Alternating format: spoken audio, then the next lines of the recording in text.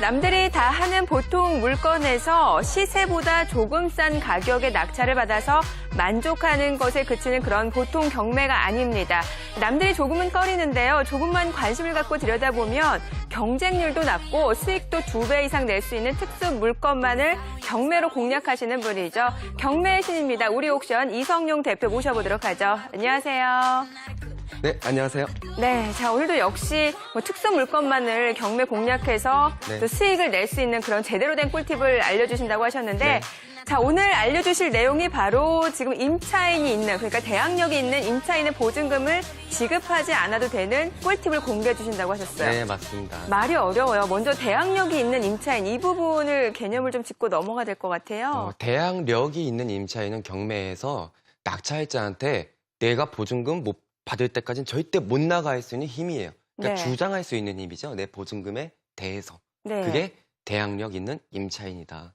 그러니까 보통은 이제 그 어떤 물건에 대해서 그 물건 안에 그 임차인이 있게 되면 그 임차인의 보증금까지도 지급해야 될 그런 의무를 가져야 되는 거잖아요. 그렇기 맞습니다. 때문에 남들이 좀 꺼리는 물건 아니에요? 맞습니다. 예. 우리가 경매 물건을 볼 때 아파트를 가정해 보자고요. 아파트에 임차인이 대항력 있는 임차인으로 보여지는 사람이 있어요. 네. 자, 그럼 많은 사람들이 입찰을 하는 입장에서 내가 저 보증금을 끌어안아야 되는데 자, 이러다 보면 그런 문제 때문에 복잡해지니까 네. 사람들이 입찰을 꺼린다고요. 그렇죠. 또 한 가지, 보증금이 1억이라고 가정해볼까요? 3억짜리 아파트에? 그러면은 그 1억까지 감안할 만큼 떨어져야 될 거 아니에요? 엄청 싸게 낙찰을 받아야 수익을 낼 수 있는 구조네요. 그렇죠. 예, 예. 그러니까 반가 미화까지 낙찰가가 떨어졌을 때 제가 오늘 가르쳐드릴 그 팁을 네. 활용하면은 반값에 받았는데 임차인의 보증금을 인수하지 않고 그 갭만큼 내가 수익으로 갖게 되는 네. 굉장히 혹하시죠? 그런 내용이에요. 한편으로는 어떻게 임차인의 보증금을 지급하지 않아도 되는지, 그 법적으로 문제가 없는지도 약간 걱정이 되는데 다 괜찮은 그런 꿀팁인 거죠. 그렇죠. 알겠습니다. 굉장히 귀가 솔깃해집니다. 여러분들이 굉장히 남들이 꺼려하는 물건을 시세보다도 엄청나게 싸게 낙찰을 받으면서 임차인의 보증금까지도 지급하지 않아도 된다라고 하는 네. 정말 꿀팁이 될 것 같은데 하나씩 좀 공개를 해볼까요? 네. 웹툰 첫 컷 예. 한번 보여주시죠. 네, 오늘 또 관련된 내용입니다. 웹툰을 통해서 좀 재미나게 준비를 해보신 것 같은데 어떤 내용일까요? 네. 네, 첫 번째 화면이 나왔네요. 네네. 자, 경매가 진행한데요. 감정가가 5억이죠. 최저 입찰가가 1억까지 떨어졌네요. 5억짜리가 자, 두 번째 화면 한번 볼까요? 자, 그래서 이 물건을 분석을 해보기로 하시죠. 자, 전입세대 열람 결과를 보니까 김말동 씨가 소유자래요. 네. 소유자가 우편을 받기 위해서 전입신고한 거죠. 네. 자, 소유자는 신경 쓸 게 없어요. 낙찰 받으면 소유권 이전이 나한테 되는데 근데 밑에 보세요. 김말순 씨라고 빨간색으로 2010년 1월 1일 날 전입신고를 했네요. 소유자랑 같은 날 전입신고가 되어 있네요. 그렇죠. 같은 예. 날 전입을 했고요.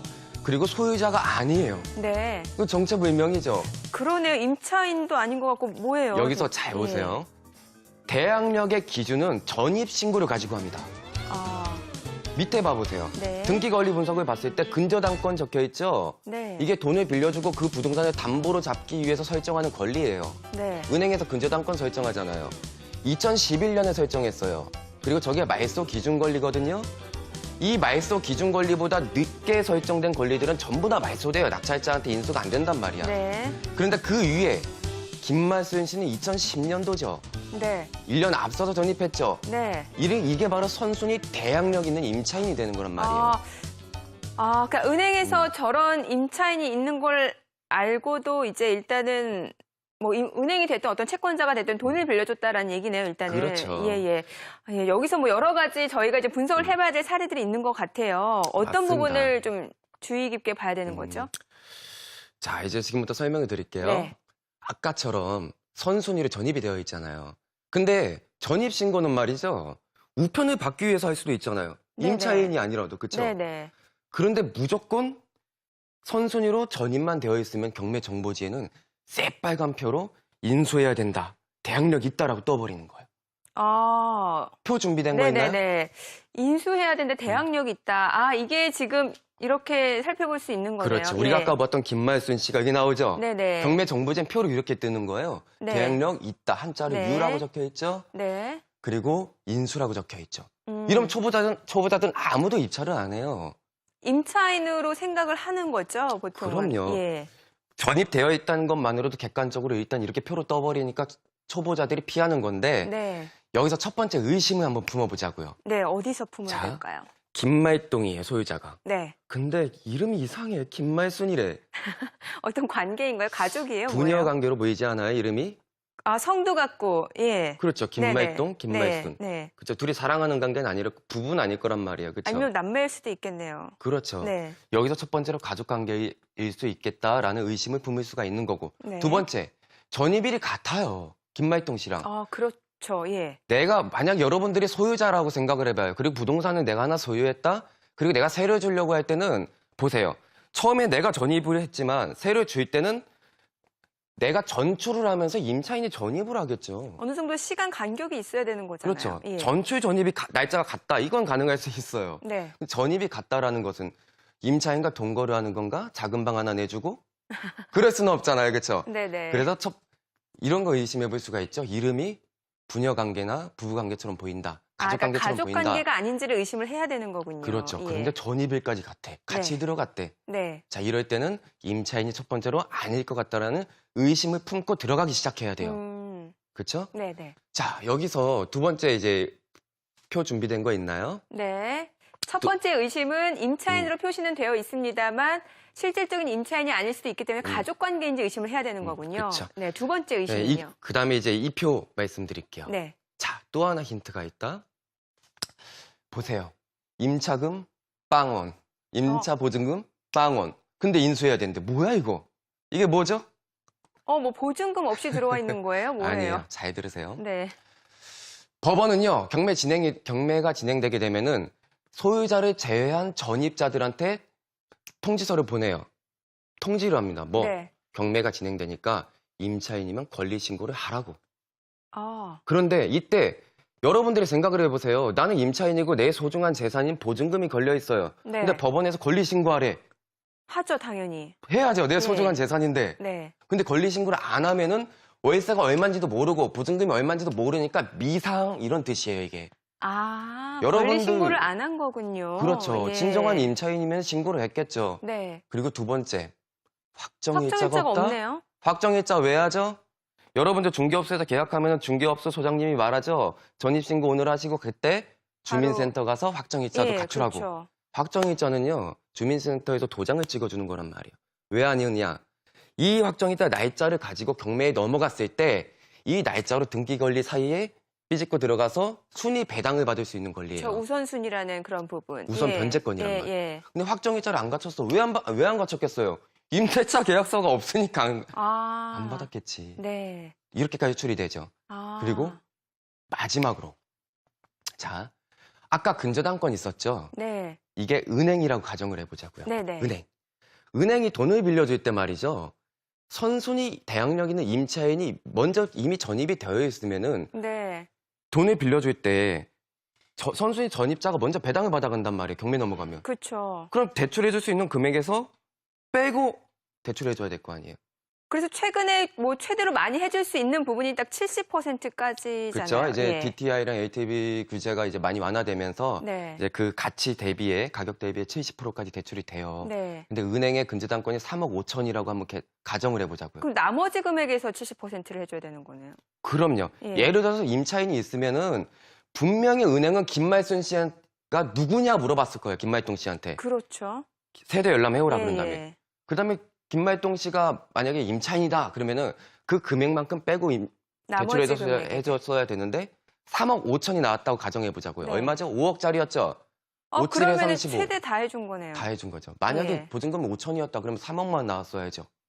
근데 만땅으로 대출이 나왔다는 네. 것은 임차인이 무상 거주자거나 가족이라는 세 번째 추정을 할 수 있는 결과물을 네네. 준 거죠. 네. 자, 지금 제가 말씀드린 것만으로 여러분들은 공감하실 거예요. 임차인이 아닌 것 같죠? 네. 99%. 네네. 그럼 입찰 해야 돼요, 안 해야 돼요? 해야 되겠네요. 왜요? 근거가 없는데? 내 근거를 추측일 또 뿐이잖아요. 찾아봐야겠네요. 예. 근거를 자, 찾아봐야겠네요. 그래서 어떤 근거를 찾아야 되냐면은 네. 경매 기록을 열람을 해야 돼요. 경매 거기에 힌트가 기록이요. 집행관이 경매가 진행될 때 현장 조사를 나가요. 네. 근데 거기서 점유자들에 대해서 정체를 파악하지 못하고 조사를 못했으면 네. 주민센터로 갑니다. 그리고요, 주민등록 등본을 열람해요. 이게 진짜로 이 물건을 찾을 수 있는 공략법인 거네요. 네, 이 등본 열람해서 네. 경매계, 법원에 그 사건 경매계에 갖다 줍니다. 네. 그리고 경매 기록은요, 그 해당 사건과 관련된 모든 서류들을 처리를 해서 모아두는 카드란 말이에요. 여기에 등본이 들어가 있겠죠. 네. 이거를 열람을 해서 부녀관계거나 부부관계라는 것을 확인하면 아. 객관적인 서류가 내 손에 들어온 거잖아요. 네. 자, 그러니까 지금 저희가 이제 남들이 꺼리는 물건일 수 있어요. 임차인이 있기 때문에, 대항력이 있는 임차인이 있기 때문에 이 보증금을 지급을 해야 되는 의무를 내가 떠안아야 되는 게 아닌가, 이런 물건인데 알고 보니까 가족관계라는 근거를 좀 찾아야 된다는 말씀이시잖아요. 그쵸. 그래서 저희가 정리를 해봤어요. 지금 이성용 대표가 여러분들께 공개하는 진짜 공략법입니다. 첫 번째가 가족관계라는 근거를 찾아라. 그래서 그 부분에 대해서 지금 말씀해 주시는 네. 내용이죠. 경매 기록을 열람해야 된다. 네. 자, 그리고 두 번째가 경매 기록. 그런데 이 경매 기록을 열람을 해야 되는데 문제는 경매 기록을 아무나 나 경매 기록 열람하겠다면 네. 할 수 있는 거예요? 뭐예요? 어떻게 되는 거예요? 굉장히 좋은 질문이었어요. 네. 경매 기록에는요, 한 상대방의 개인 정보가 들어 있습니다. 우리 개인 정보 굉장히 중요시 여기잖아요. 그렇죠. 노출되면 안 되죠. 예, 예. 내가 낙찰을 받기 전에는 이해관계인이 아니라서 볼 수가 없어요, 사실은. 아, 네. 만약에 볼 수 있다. 그럼 이게 뭐 특수물건이야. 아무나 다 하지. 경매 기록 열람한 다음에. 네네. 못 보니까 기회가 생기는 거예요. 어떻게 보느냐. 여기서 이제 가르쳐 드릴게요. 경매 기록을 볼 수 있는 기회요. 경매 투자를 하는 사람들은 많지만 이런 방법을 활용하는 사람들은 대한민국에서 아마 5손가락 안에 꼽힐 겁니다. 그거를 제가 말씀드리는 거예요. 네.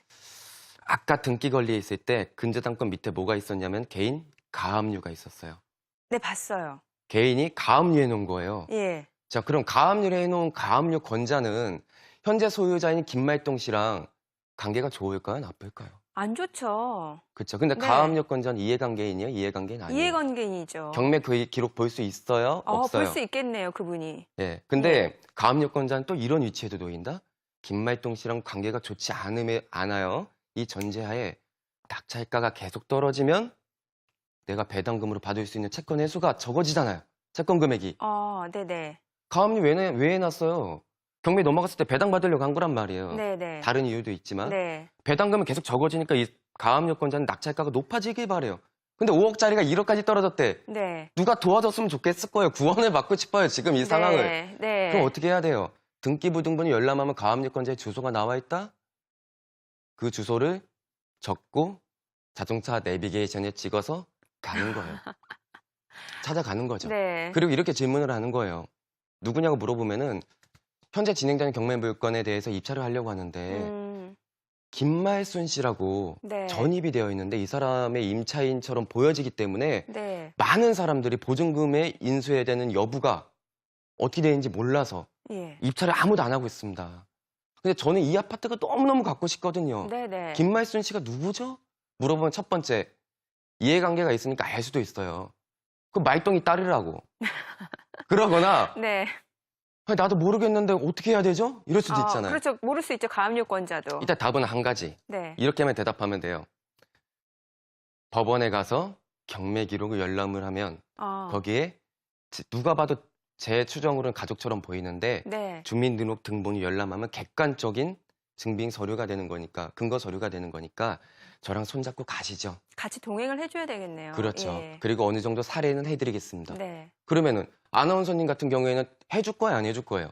일단은 낙찰가가 안 떨어져야 되니까 해주겠죠. 그렇죠. 예. 내가 채권 회수가 목적이 있는 네네네. 건데.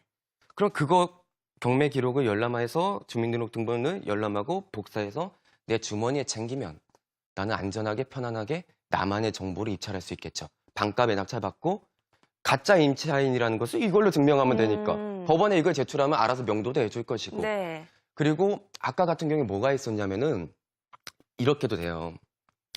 사실은 말이죠. 네. 임차인 보증금 0원이었죠. 월세도 0원이었죠. 네. 근데 선순위 임차인처럼 보이잖아. 그렇죠. 여기서 낙찰받고 나서 이것만으로도 내가 낙찰받은 거에 대비 경락잔금 대출을 못 받을 수가 있어요. 상대 은행은 선순위 임차인처럼 보이는데 보증금이 명시가 안 되어 있으니까 네. 대출 안 해주겠죠. 네네. 서민들은 대출 받아서 집 사지 않나요? 그렇죠. 경락잔금 대출 예, 80%까지 예. 나오는데 네. 그러니까 이런 문제에 있어서는 또 팁이 한 가지가 있어요. 이것만으로는 안 돼. 아, 왠지 뭐가 알아요? 또 필요해요? 부녀 관계, 부모님과 자식 관계도 임대차 관계가 성립할 수 있습니다. 그렇죠. 돈을 주고 빌리고 할 수 있는 네, 관계죠. 그렇죠. 예. 그래서 여러분들한테 마지막 꿀팁을 드릴게요. 어떻게 정리를 하냐면 대출 받으셔야죠. 근저당권자 있었죠. 네. 그 은행의 여신관리팀을 찾아가세요. 아, 네네네. 그러면 그 현재 경매 사건을 담당하는 담당자가 있습니다. 이 사람은 대출을 해줄 당시에 선순위 전입자가 있었죠. 네. 대출도 만땅을 해줬죠. 네. 이때 김말동 씨와 김말순 씨 각각에게 무상거주 확인서를 도장받아서 진구해둡니다. 난 이제 이해관계인이죠. 네. 낙찰 받았으니까. 네네. 가서 이야기하는 거예요. 이해관계인인데 무상거주 확인서 좀 복사해 주십시오. 아. 무상거주 확인서 100% 임차인이 아니라는 근거죠.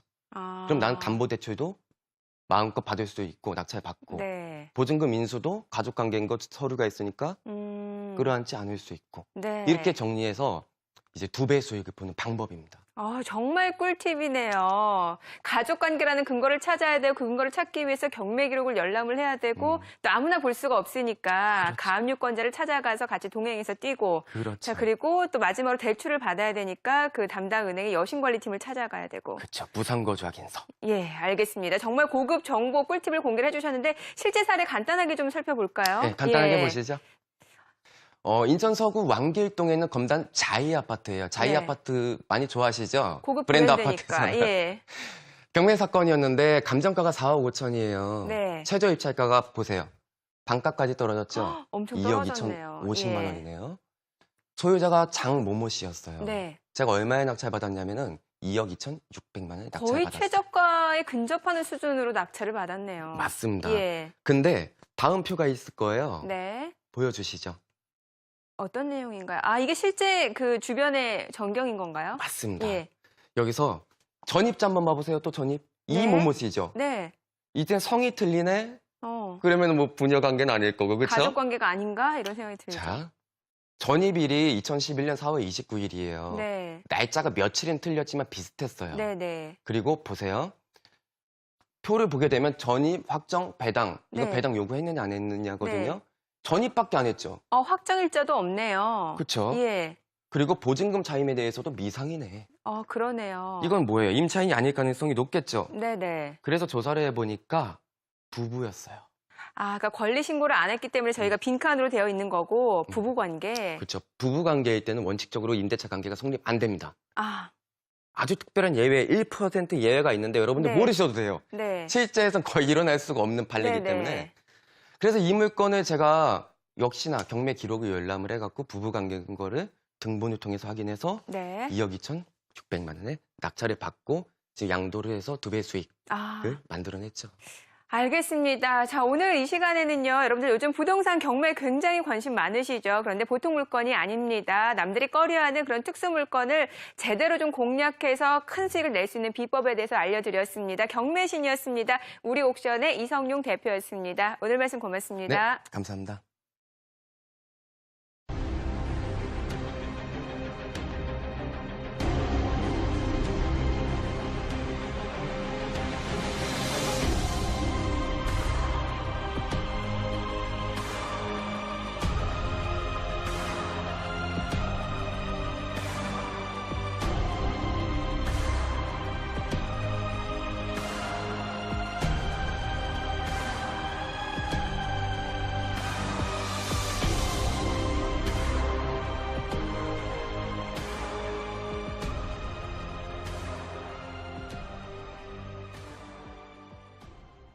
남들이 다 하는 보통 물건에서 시세보다 조금 싼 가격에 낙찰을 받아서 만족하는 것에 그치는 그런 보통 경매가 아닙니다. 남들이 조금은 꺼리는데요. 조금만 관심을 갖고 들여다보면 경쟁률도 낮고 수익도 2배 이상 낼 수 있는 특수 물건만을 경매로 공략하시는 분이죠. 경매의 신입니다. 우리 옥션 이성용 대표 모셔보도록 하죠. 안녕하세요. 네, 안녕하세요. 네, 자 오늘도 역시 특수 물건만을 경매 공략해서 네. 또 수익을 낼 수 있는 그런 제대로 된 꿀팁을 알려주신다고 하셨는데 네. 자, 오늘 알려주실 내용이 바로 지금 임차인이 있는, 그러니까 대항력이 있는 임차인의 보증금을 지급하지 않아도 되는 꿀팁을 공개해 주신다고 하셨어요. 네, 맞습니다. 말이 어려워요. 먼저 대항력이 있는 임차인, 이 부분을 개념을 좀 짚고 넘어가야 될 것 같아요. 대항력이 있는 임차인은 경매에서 낙찰자한테 내가 보증금 못 받을 때까지는 절대 못 나갈 수 있는 힘이에요. 그러니까 네. 주장할 수 있는 힘이죠. 내 보증금에 대해서. 네. 그게 대항력 있는 임차인이다. 그러니까 보통은 이제 그 어떤 물건에 대해서 그 물건 안에 그 임차인이 있게 되면 그 임차인의 보증금까지도 지급해야 될 그런 의무를 가져야 되는 거잖아요. 그렇기 맞습니다. 때문에 남들이 좀 꺼리는 물건 아니에요? 맞습니다. 예. 우리가 경매 물건을 볼 때 아파트를 가정해 보자고요. 아파트에 임차인이 대항력 있는 임차인으로 보여지는 사람이 있어요. 네. 자, 그럼 많은 사람들이 입찰을 하는 입장에서 내가 저 보증금을 끌어안아야 되는데 자, 이러다 보면 그런 문제 때문에 복잡해지니까 네. 사람들이 입찰을 꺼린다고요. 그렇죠. 또 한 가지, 보증금이 1억이라고 가정해 볼까요? 3억짜리 아파트에? 그러면은 그 1억까지 감안할 만큼 떨어져야 될 거 아니에요. 엄청 싸게 낙찰을 받아야 수익을 낼 수 있는 구조네요. 그렇죠. 예, 예. 그러니까 반값 이하까지 낙찰가가 떨어졌을 때 제가 오늘 가르쳐 드릴 그 팁을 네. 활용하면은 반값에 받았는데 임차인의 보증금을 인수하지 않고 그 갭만큼 내가 수익으로 갖게 되는 네. 굉장히 혹하시죠? 그런 내용이에요. 한편으로는 어떻게 임차인의 보증금을 지급하지 않아도 되는지, 그 법적으로 문제가 없는지도 약간 걱정이 되는데 다 괜찮은 그런 꿀팁인 거죠. 그렇죠. 알겠습니다. 굉장히 귀가 솔깃해집니다. 여러분들이 굉장히 남들이 꺼내는 물건을 시세보다도 엄청나게 싸게 낙찰을 받으면서 임차인의 보증금까지도 지급하지 않아도 된다라고 하는 네. 정말 꿀팁이 될 것 같은데 하나씩 좀 공개를 해볼까요? 네. 웹툰 첫 컷 예. 한번 보여주시죠. 네, 오늘 또 관련된 내용입니다. 웹툰을 통해서 좀 재미나게 준비를 해보신 것 같은데 어떤 내용일까요? 네. 네, 첫 번째 화면이 나왔네요. 네네. 자, 경매가 진행한데요. 감정가가 5억이죠. 최저 입찰가가 1억까지 떨어졌네요. 5억짜리가. 자, 두 번째 화면 한번 볼까요? 자, 그래서 이 물건을 분석을 해보기로 하시죠. 자, 전입세대 열람 결과를 보니까 김말동 씨가 소유자래요. 네. 소유자가 우편을 받기 위해서 전입신고한 거죠. 네. 자, 소유자는 신경 쓸 게 없어요. 낙찰 받으면 소유권 이전이 나올 수가 있죠. 이름이 부녀관계나 부부관계처럼 보인다. 그러니까 가족관계처럼 가족 보인다. 관계가 아닌지를 의심을 해야 되는 거군요. 그렇죠. 예. 그런데 전입일까지 같아. 같이 네. 들어갔대. 네. 자, 이럴 때는 임차인이 첫 번째로 아닐 것 같다라는 의심을 품고 들어가기 시작해야 돼요. 그렇죠? 네네. 자, 여기서 두 번째 이제 표 준비된 거 있나요? 네. 첫 번째 의심은 임차인으로 표시는 되어 있습니다만 실질적인 임차인이 아닐 수도 있기 때문에 가족 관계인지 의심을 해야 되는 거군요. 그쵸. 네, 두 번째 네, 의심은요. 그다음에 이제 이 표 말씀드릴게요. 네. 자, 또 하나 힌트가 있다. 보세요. 임차금 빵원, 임차 보증금 빵원. 근데 인수해야 되는데 뭐야 이거? 이게 뭐죠? 뭐 보증금 없이 들어와 있는 거예요? 뭐예요? 아니에요. 잘 들으세요. 네. 법원은요, 경매가 진행되게 되면은 소유자를 제외한 전입자들한테 통지서를 보내요. 통지를 합니다. 네. 경매가 진행되니까 임차인이면 권리 신고를 하라고. 아, 그런데 이때 여러분들이 생각을 해보세요. 나는 임차인이고 내 소중한 재산인 보증금이 걸려 있어요. 네. 근데 법원에서 권리 신고하래. 하죠, 당연히. 해야죠. 내 소중한 네. 재산인데. 네. 근데 권리 신고를 안 하면은 월세가 얼마인지도 모르고 보증금이 얼마인지도 모르니까 미상 이런 뜻이에요, 이게. 아, 여러분들- 권리 신고를 안 한 거군요. 그렇죠. 예. 진정한 임차인이면 신고를 했겠죠. 네. 그리고 두 번째, 확정일자가 확정일자가 없다? 없네요. 확정일자 왜 하죠? 여러분들 중개업소에서 계약하면 중개업소 소장님이 말하죠. 전입신고 오늘 하시고 그때 주민센터 가서 확정일자도 예, 갖추라고. 그렇죠. 확정일자는요. 주민센터에서 도장을 찍어주는 거란 말이에요. 왜 아니느냐.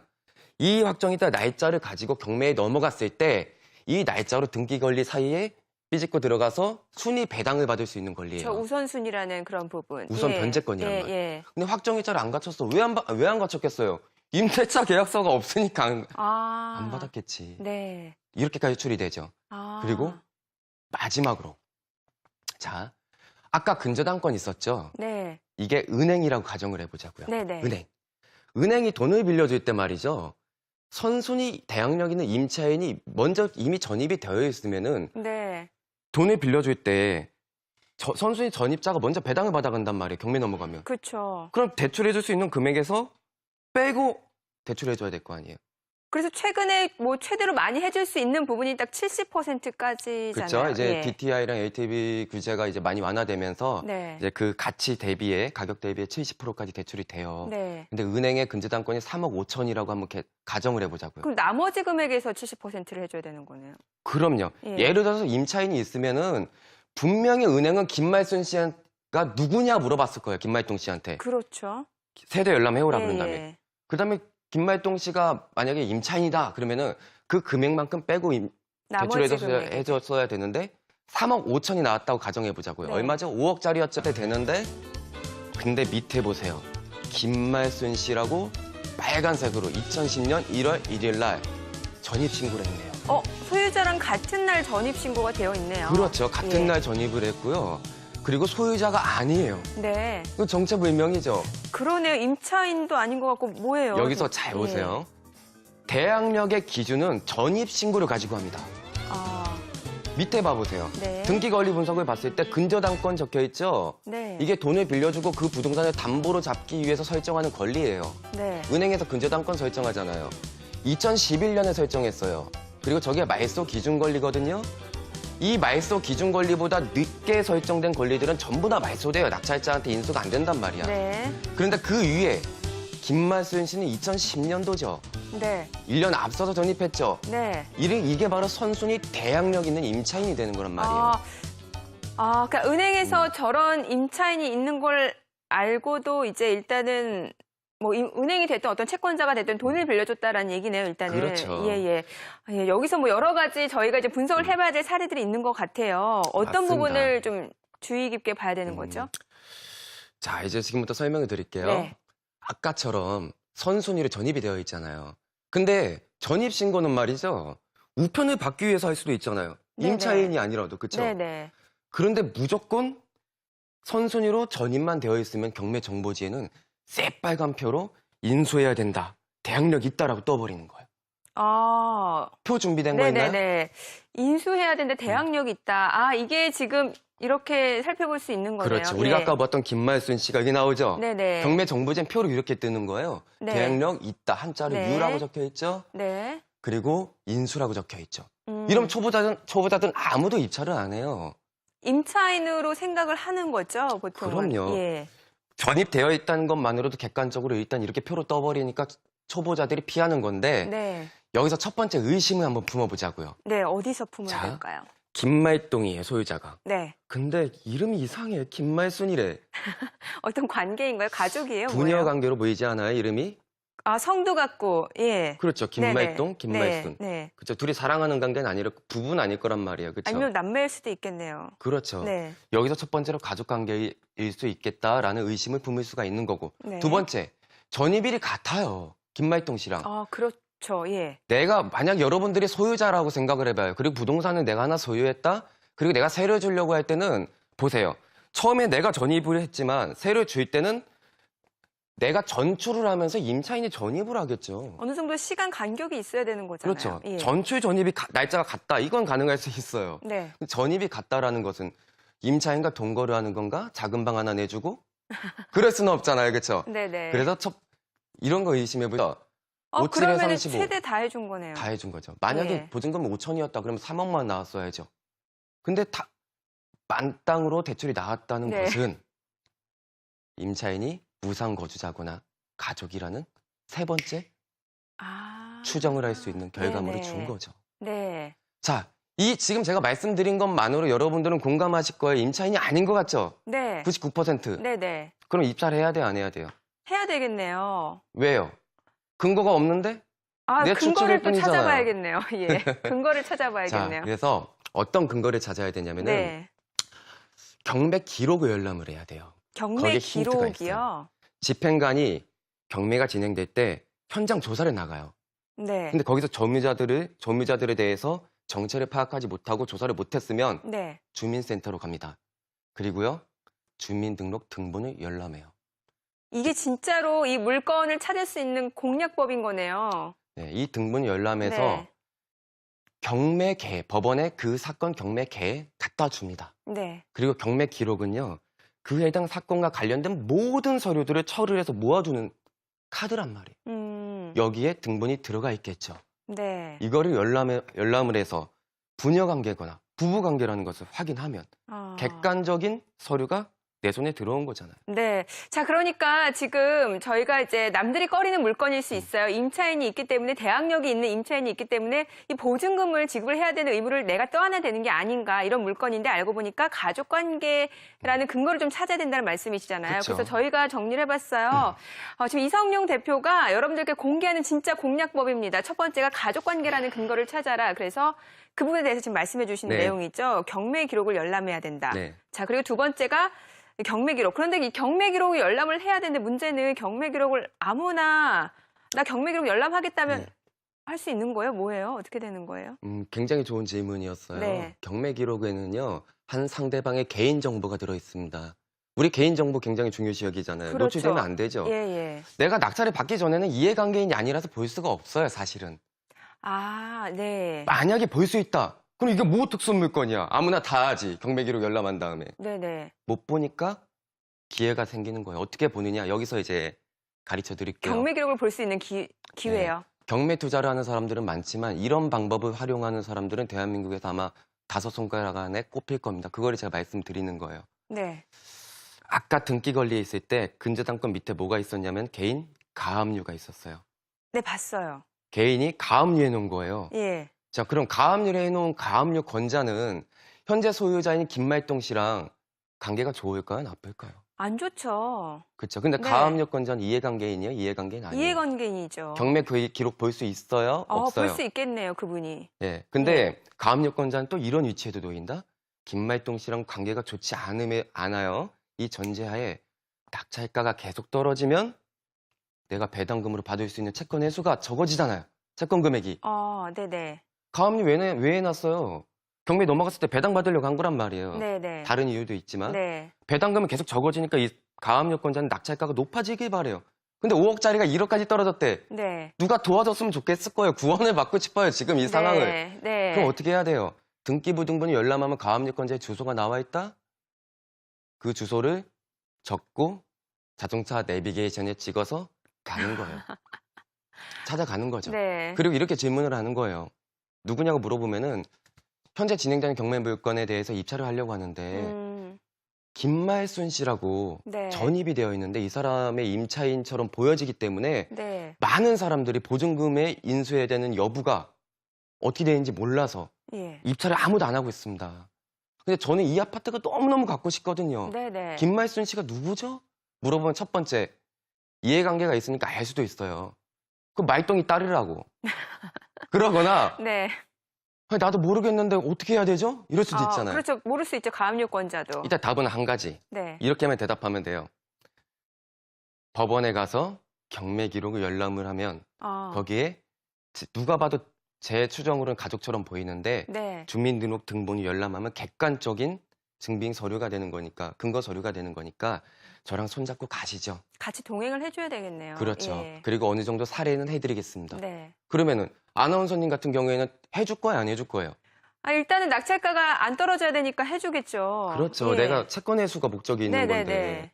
그럼 그거 경매 기록을 열람해서 주민등록등본을 열람하고 복사해서 내 주머니에 챙기면 나는 안전하게 편안하게 나만의 정보를 입찰할 수 있겠죠. 반값에 낙찰받고 가짜 임차인이라는 것을 이걸로 증명하면 되니까 법원에 이걸 제출하면 알아서 명도도 해줄 것이고. 네. 그리고 아까 같은 경우에 뭐가 있었냐면은 이렇게도 돼요.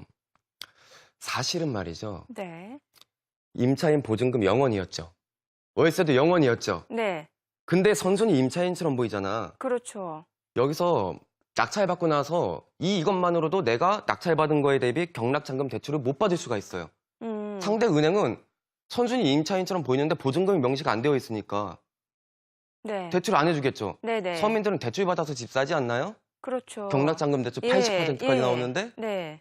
그러니까 이런 문제에 있어서는 또 팁이 한 가지가 있어요. 이것만으로는 안 돼. 왠지 뭐가 알아요? 또 필요해요? 부녀관계, 부모님과 자식 관계도 임대차 관계가 성립할 수 있습니다. 그렇죠. 돈을 주고 빌리고 할 수 있는 네, 관계죠. 그렇죠. 예. 그래서 여러분들한테 마지막 꿀팁을 드릴게요. 어떻게 정리를 하냐면 대출 받으셔야죠.